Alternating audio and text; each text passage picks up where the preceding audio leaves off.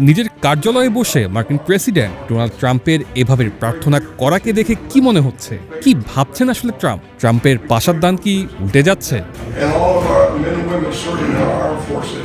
ইরানের বিরুদ্ধে সামরিক অভিযান শুরুর সময় মার্কিন প্রেসিডেন্ট ডোনাল্ড ট্রাম্পের ধারণা ছিল এই যুদ্ধ হবে দ্রুত ও সীমিত পরিসরের। তার পরিকল্পনা অনুযায়ী বিদেশে যুক্তরাষ্ট্রের সামরিক শক্তি ব্যবহার করা হবে এমনভাবে যাতে খুব কম সংখ্যক মার্কিন নাগরিকের প্রাণহানি ঘটে এবং দেশের অর্থনীতিতেও বড় কোনো চাপ না পড়ে। কিন্তু বিধিবাম যুদ্ধের প্রথম কয়েকদিনেই সেই হিসাব নিকেশে বড় ধরনের পরিবর্তনের ইঙ্গিত দেখা যাচ্ছে।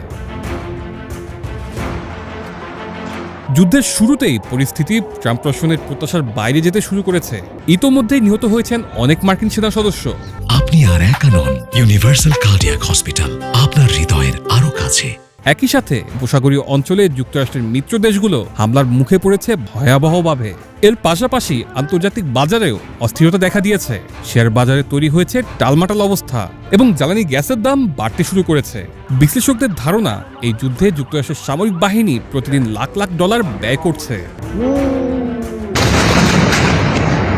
এখন পর্যন্ত কোনো মার্কিন স্থলবাহিনী ইরানের ভূখণ্ডে প্রবেশ করেনি। তবে ভবিষ্যতে সেনা মোতায়েনের সম্ভাবনা পুরোপুরি নাকচ করেনি ট্রাম্প প্রশাসন। মার্কিন প্রতিরক্ষা দপ্তর বলছে এই সংঘাত হয়তো দ্রুত শেষ হবে না। তাদের ভাষায় যুক্তরাষ্ট্র অভিযান কমাচ্ছে না, বরং তা আরও জোরদার করছে। তারা বলছে নতুন করে আরও বোমারু বিমান এবং যুদ্ধ বিমান মোতায়েন করা হচ্ছে। ট্রাম্প প্রশাসন ইরানের শাসক গোষ্ঠীকে ক্ষমতা থেকে সরিয়ে দেওয়ার যদি লক্ষ্য নেয়, তাহলে এই যুদ্ধ দীর্ঘমেয়াদী সংঘাতে পরিণত হতে পারে। অনেক বিশ্লেষক মনে করছেন সেক্ষেত্রে পরিস্থিতি আরও জটিল হয়ে উঠবে।